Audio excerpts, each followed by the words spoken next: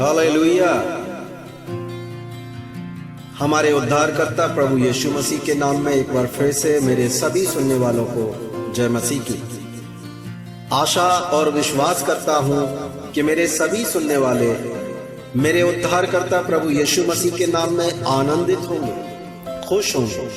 और अगर आप किसी क्लेश में हैं, किसी दुख में हैं, किसी तकलीफ में हैं, तो आपके लिए सिंहासन लगा हुआ है। जी हाँ, जो नए नियम में लिखा है कि आओ हम अनुग्रह के सिंहासन के पास याद बांध कर चलें, ताकि आवश्यकता के समय हमारी सहायता हो। सो मैं आज आपसे बात करना चाहता हूं एक बार और। जी हाँ, फिर से मैं रिपीट करता हूं, मैं आपसे बात करूंगा एक बार और। देखिए, क्या मुझ में अपनी तमाम गलतियां, अपने तमाम अपराध, अपनी तमाम गुनाहों को याद करके मैं जानता हूं कि मैं किस दर्जे का गुनहगार हूं। मैं जानता हूं कि मुझ में कितने अपराध हैं, कितनी कमियां हैं, लेकिन इसके बाद भी क्या मैं एक बार और ये हिम्मत करूंगा कि मैं अपने खुदाबंद से कह सकूं, मुझे क्षमा कर। क्या मुझ में एक बार फिर परमेश्वर के सामने जाने की हिम्मत है? मैं कितना भी पापी सही, मैं किसी भी दशा में सही, लोग मेरे बारे में कुछ अच्छा नहीं कहते या सोचते। लोग आपको या मुझे देखकर नजरें फेर लेते हैं। कई बार तो आपके घर के लोग ही या हमारे घर के लोग ही हमारी कमजोरियों को दूर करने की बजाय आपका या हमारा मजाक उड़ाते हैं। और क्या आप भी ऐसा सोचते हैं कि अब आपके लिए कोई आशा नहीं? क्या आप सबसे बुरे इंसान हैं? क्या पृथ्वी पर आप ही सबसे खराब इंसान हैं? क्या आपकी गलतियां ऐसी हैं जिन्हें कोई दूर नहीं कर सकता? यह हमारे समाज की और खास तौर पर सबसे ज्यादा हमारे अपनों की आदत होती है कि हमारी मदद करने की बजाय हमारे लिए रोज एक नया गड्ढा खोदना या रोज आपको आईना दिखाना कि देखो तुम कितने बुरे इंसान हो, तुम किसी लायक नहीं हो, तुमसे कभी कुछ नहीं होगा, तुम अपने गुनाहों में से कभी नहीं निकल पाओगे, तुम कभी अच्छे इंसान नहीं बन सकते। मेरे भाई, मेरी बहनें, क्या आपने अपने लिए ऐसी ही सोच बना रखी है? क्या आप भी अपने बारे में ऐसा ही सोचते हैं? अगर आप ऐसा सोचते हैं कि आपके लिए कोई आशा नहीं, तो आप गलत सोचते हैं। जी हाँ, मैं आपसे कहता हूं, आप गलत सोचते हैं। क्या आपको पवित्र वचन पर विश्वास है? आपके लिए सिर्फ आशा नहीं है, उम्मीद नहीं है, बल्कि प्रमाण है, सबूत है कि आप बहुत अच्छे इंसान हैं। आप में कुछ कमियां नहीं है, आप में कुछ गलतियां नहीं है। बस आपको थोड़ा सा अपने अंदर झांकना है और एक बार फिर कहना है, प्रभु एक बार और। आपने मुझे एक बार और अनुग्रह दिखाना है। प्रभु, आपने मुझे एक बार और क्षमा करना है। इसीलिए मैंने कहा कि मैं आज बात करूंगा एक बार और। क्या आपको पवित्र वचन पर विश्वास है? और क्या आप कहेंगे कि प्रभु, मैंने 1000 बार गुनाह किया है, पर एक बार और मुझे क्षमा कर। यह वचन में किसके लिए लिखा है कि तुम्हारे अपराध चाहे लाल लहू के समान हो, मैं उन्हें धोकर हिम या बर्फ की तरह सफेद कर दूंगा। यह आपके लिए लिखा है मेरे भाई, मेरी बहनें। वचन में यह किसके लिए लिखा है? आओ हम अनुग्रह के सिंहासन के पास हियाब बांध कर चलें या हिम्मत करके चलें, ताकि आवश्यकता के समय हमारी सहायता हो। यह भी आपके लिए लिखा है मेरे भाई। अब मैं बाइबल के उन 3 लोगों का जिक्र करता हूं या आपको बताता हूं कि आप कितने अच्छे और कितने महान हैं। आप निराश ना हो, आपके लिए आशा है। ये 3 लोग इतने गुनाह या गलतियां या परमेश्वर को रिस्क दिलाने के बावजूद भी इनके नाम बाइबल में पाए जाते हैं या धर्म शास्त्र में पाए जाते हैं, जिसे हम अपनी सर्वश्रेष्ठ धार्मिक पुस्तक मानते हैं, यानी कि बाइबल। इतनी बुराइयों के बावजूद भी इनके नाम जीवन की पुस्तक या धर्म शास्त्र में पाए जाते हैं। तो फिर मुझे नहीं लगता कि आपकी बुराइयां या आपके काम ऐसे हैं जिन्हें परमेश्वर का लहू धो ना सके या जिन्हें परमेश्वर क्षमा ना कर सके। हालेलुया। अब मैं बाइबल के उन 3 लोगों का जिक्र करता हूं या आपको बताता हूं कि आप कितने अच्छे और कितने महान हैं। आप निराश ना हो, आपके लिए आशा है। पर आप यह समझ लें कि प्रभु की नजर आपके पापों पर या गलतियों पर नहीं है। यह सिर्फ लोगों की सोच होती है। लोग आपको याद दिलाते हैं आपके पाप और आपकी गलतियां।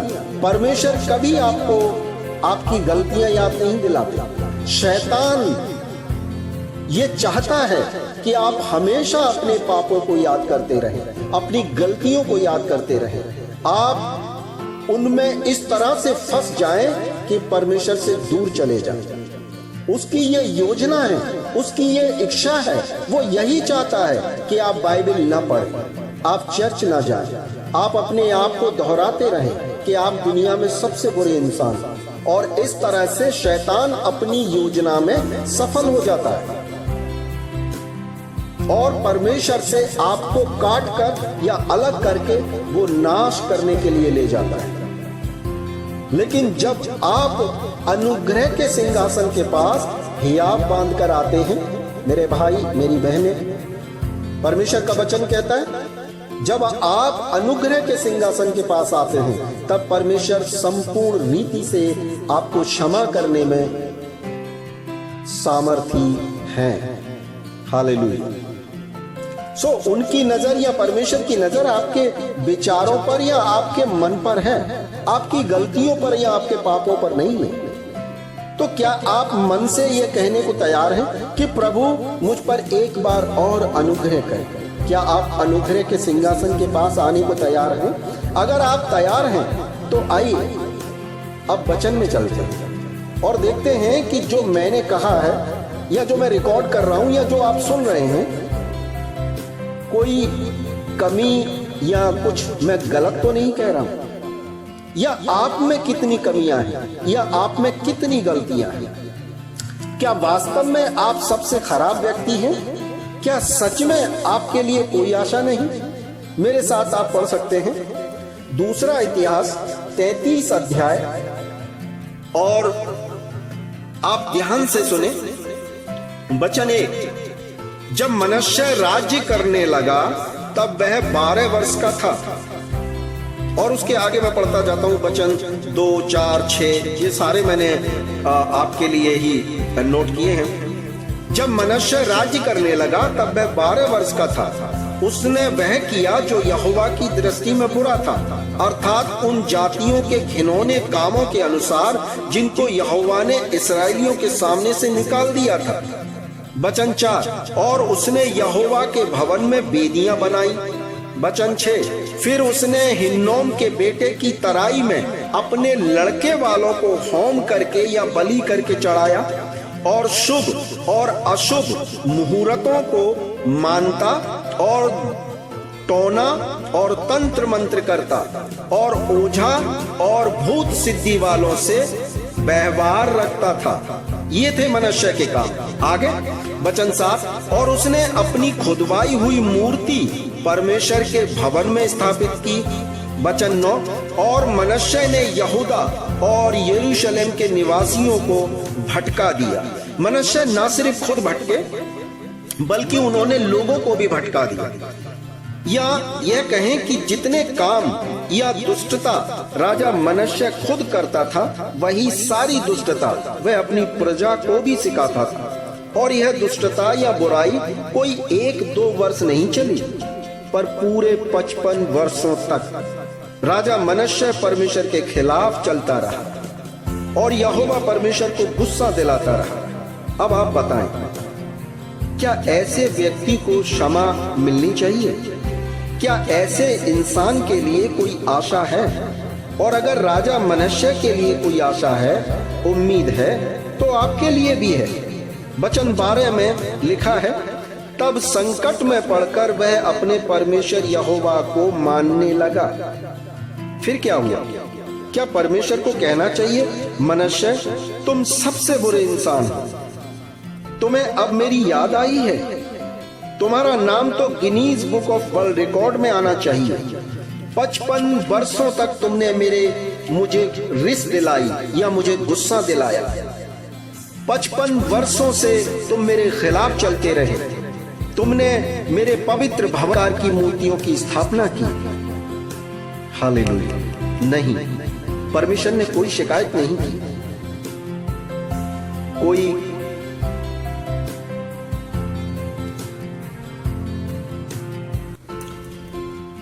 कोई ताना नहीं मारा, उसके पापों को याद नहीं दिलाया, उसको जलील नहीं किया परमेश्वर ने, और उसको वहां से भगा नहीं दिया, और ये नहीं कहा कि मनश्शे मैं तुम्हारी क्यों मदद करूं। हालेलुया। नहीं। और वचन 13 में लिखा है, तब उसने, किसने? परमेश्वर ने, तब उसने प्रसन्न होकर यानी खुश होकर उसकी विनती सुनी और उसको यरूशलेम में पहुंचाकर उसका राज्य लौटा दिया। 55 वर्ष की गलतियां या अपराध एक पल में क्षमा कर दिए। इसीलिए यह लिखा है कि यहोवा दया का सागर है। इसीलिए लिखा है, तुम्हारे अपराध चाहे लाल लहू के समान हो, मैं उन्हें धोकर हिम की तरह श्वेत कर दूंगा। इसीलिए लिखा है, तुम्हारे माता पिता चाहे तुम्हें छोड़ दें, परंतु मैं तुम्हें कभी अनाथ नहीं छोड़ूंगा। Hallelujah, hallelujah. अब जरा योना के बारे में देख लेते हैं। योना ने क्या किया? क्या योना ने वह किया जो परमेश्वर चाहते थे? नहीं। हम सब जानते हैं कि जो कुछ परमेश्वर कहते योना उसका उल्टा ही करते। परमेश्वर दाएं जाने को कहते पर योना बाएं जाते। क्या परमेश्वर को गुस्सा नहीं आया होगा? योना को जब जहाज से फेंक दिया गया और जब वह मछली के पेट में प्रार्थना कर रहा होगा, तब शायद परमेश्वर को कहना चाहिए, योना ये तुम्हारी गलती है, तुमने बोया है, अब तुम ही काटो, डूब मरो इस पानी में, मैं क्यों बचाऊं, मैं क्यों तुम्हारी सुनूं, तुम इसी लायक हो और अपनी मनमानी करो। पर इन सब बातों के उलट योना के डूबने से पहले ही, जी हाँ, योना के डूबने से पहले ही परमेश्वर मछली को आज्ञा दे चुके थे कि वह उसे निगल ले और सूखी भूमि पर उगल दे तीसरे दिन। मतलब हमारी हर गलती के लिए परमेश्वर ने पहले से प्लान कर रखा है। इसका मतलब ये नहीं है कि मैं गलतियां करता रहूं, ये मतलब नहीं है। मतलब ये है कि जो हम सोच के बैठते हैं या जो हम अपने बारे में विचार करते हैं या जो लोग हमें समझाने की कोशिश करते हैं, बजाय इसके कि हमारी हेल्प करें, हमारी मदद करें। वचन में क्या लिखा है? नए नियम में एक बार यीशु मसीह से पूछा गया कि यदि मेरा भाई अपराध करे तो मुझे कितनी बार क्षमा करना चाहिए, क्योंकि मूसा की व्यवस्था कहती है कि मुझे उसको 7 बार क्षमा करना चाहिए। पर यीशु मसीह ये कहते हैं कि 7 नहीं, 7 का 70 गुना आपको उसे माफ करना चाहिए, यानी कि उसकी गलतियों पर पर्दा डालना चाहिए या उसको सही रास्ता दिखाना चाहिए। हालेलुया। आप जरा सोच के देखिए कि जब मरियम को ये मैसेज मिला कि आप पवित्र आत्मा की ओर से प्रेग्नेंट हैं या आप गर्भवती होंगी और आपको पुत्र प्राप्त होगा या आप एक पुत्र को जन्म देंगे, आपको मालूम है, मेरे सुनने वाले जरा ध्यान से सुने, क्या आप जानते हैं कि मूसा की व्यवस्था के अकॉर्डिंग या उनकी व्यवस्था के अनुसार कोई कुंवारी लड़की अगर प्रेग्नेंट पाई जाती है या गर्भवती पाई जाती है तो उसको किस तरह की कठिनाइयों का और सजा का सामना करना पड़ेगा। मूसा की व्यवस्था के अनुसार उन दिनों में उस स्त्री को तब तक मारा जाए जब तक कि वो मर ना जाए, और उसके लिए ये पनिशमेंट होता था कि उसको ये सारे लोग मिलके पत्थरों से मारेंगे, और तब तक पत्थर मारेंगे जब तक कि वो मर ना जाए। ऐसा नहीं होगा कि चलो जी सर फूट गया है छोड़ दो, हाथ टूट गया है छोड़ दो, खून निकल आया अब तो दया करो, नहीं। जब तक कि आखिरी सांस है, जब तक कि आखिरी शब्द है या उसके प्राण ना निकल जाए, तब तक उसको पत्थरों से मारा जाए। आप सोचिए कितनी बड़ी ये सजा थी, ये कितना बड़ा पनिशमेंट था, कितना दर्दनाक था ये। लेकिन तब भी जब मरियम से ये कहा गया तो लूका में लिखा है मरियम ने खुश होकर स्वर्गदूत से कहा कि इसे होने दे, अर्थात मैं तैयार हूं। उन्होंने ये शब्द दोहराए कि इसे होने दे, मतलब मैं उस परिस्थिति का सामना करने के लिए तैयार हूं। मुझे जो सहना पड़ेगा मैं उसके लिए तैयार हूं। मैं हर सवाल का जवाब देने के लिए तैयार हूं। या दूसरे शब्दों में, मुझे किसी की परवाह नहीं है, मुझे किसी की चिंता नहीं है, मुझे किसी के बारे में सोचना नहीं है। मुझे सिर्फ यह सोचना है कि परमेश्वर की इच्छा मेरे जीवन में पूरी हो रही है। मुझसे परमेश्वर खुश हैं। लोग अगर नाराज होते हैं तो वो हो जाए। यीशु मसीह ने खुद कहा कि जगत तुमसे इसलिए बैर करता है क्योंकि तुम जगत के नहीं हो। हालेलुया। हम इस बारे में बहुत सारे एग्जाम्पल या उदाहरण रख सकते हैं या सुन सकते हैं, पढ़ सकते हैं, लेकिन सच यही है कि योना की गलती जो वो कर रहे थे, या योना को समंदर में फेंकने से पहले परमेश्वर जानते थे कि मेरी सारी आज्ञाएं योना ने तोड़ी, लेकिन फिर भी योना के लिए परमेश्वर ने मछली को पहले से ठहरा रखा। परमेश्वर आपने ऐसी कोई परमेश्वर के सामने ऐसी कोई आपने गलती नहीं की है, आपका गुनाह कितना भी बड़ा क्यों ना हो, लेकिन परमेश्वर आज भी सिंहासन पर विराजमान है आपको क्षमा करने के लिए। जी हाँ, आपकी हर गलती को परमेश्वर पहले से जानता है। आपका हर कदम उनको मालूम है। आप कहां गिरने वाले हैं, आप कितने गिर चुके हैं। आपके हर गुनाह अपराध के लिए परमेश्वर ने आपसे पहले योजना बना रखी है कि वह आपको कैसे क्षमा करेंगे, आपको कैसे संभालेंगे। पर क्या आप कहेंगे प्रभु एक बार और मुझ पर दया कर? क्या आप अनुग्रह के सिंहासन के पास आने को तैयार हैं जहां जीवन की भरपूरी है? अब जरा थोमा के बारे में सोचिए। थोमा प्रभु यीशु के साथ रहे, उनकी सारी शिक्षा सुनी, अपनी आंखों से सारे चमत्कार देखे, यीशु को पानी पे चलते देखा। शायद वो हर संडे यीशु के साथ चर्च या गिरजाघर में होते होंगे, फिर भी उन्होंने कबाड़ा कर दिया। किस बात का कबाड़ा कर दिया, कैसे किया? सुनिए, मैं आपको बताता हूं। यीशु जब तीसरे दिन मुर्दों में से जी उठे और जब उनके चेले एक घर में थे, वो आपस में बातें कर रहे थे, तब जिन्होंने यीशु का पहला दर्शन पाया था वे कह रहे थे कि यीशु मुर्दों में से जी उठा है। पर थोमा ने कहा, नहीं दोस्तों, जब तक मैं उसके छिदे हुए हाथों में उंगली डालकर नहीं देख लेता, मैं तब तक विश्वास नहीं करूंगा। मतलब यीशु के साथ रहने के बावजूद, सारे चमत्कार देखने के बावजूद भी पूरे विश्वास का कबाड़ा कर दिया। पर कोई बात नहीं। पर वास्तव में क्या होना चाहिए? जब चेले उस कमरे में बातें कर रहे थे और जब थोमा यह कह रहे थे कि मैं विश्वास नहीं करूंगा, तभी वहां यीशु मसीह प्रकट होते हैं। और जितने चेले यीशु पर विश्वास करते थे, यीशु ने उनकी तरफ कुछ ध्यान नहीं दिया, पर वह सीधे थोमा के पास पहुंचे और थोमा से कहा, थोमा, मेरे हाथों में अपनी उंगली डाल और मेरी पसली में अपना हाथ क्योंकि यीशु ने बाकी सबको बाईपास कर दिया।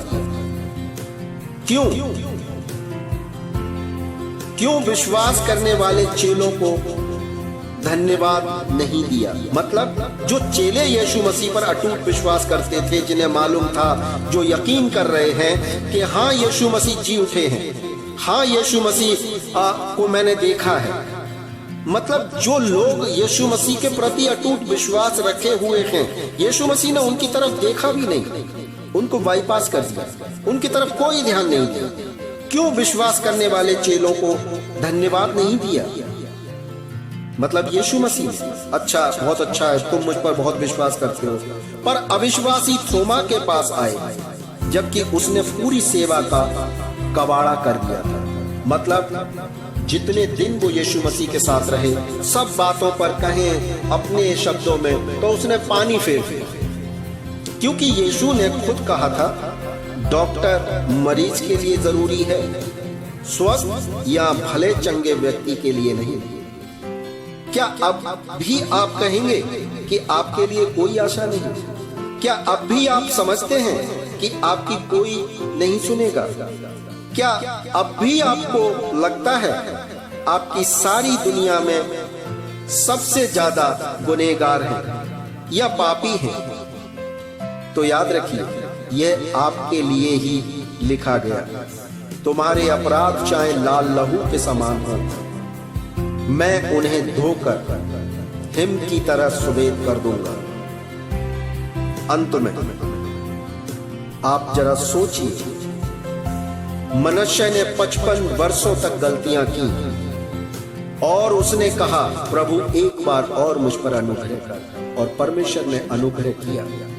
परमेश्वर ने उसकी 55 वर्षों की गलतियों को पल भर में क्षमा किया। योना ने, वो जिनसे परमेश्वर को गुस्सा आता है, और योना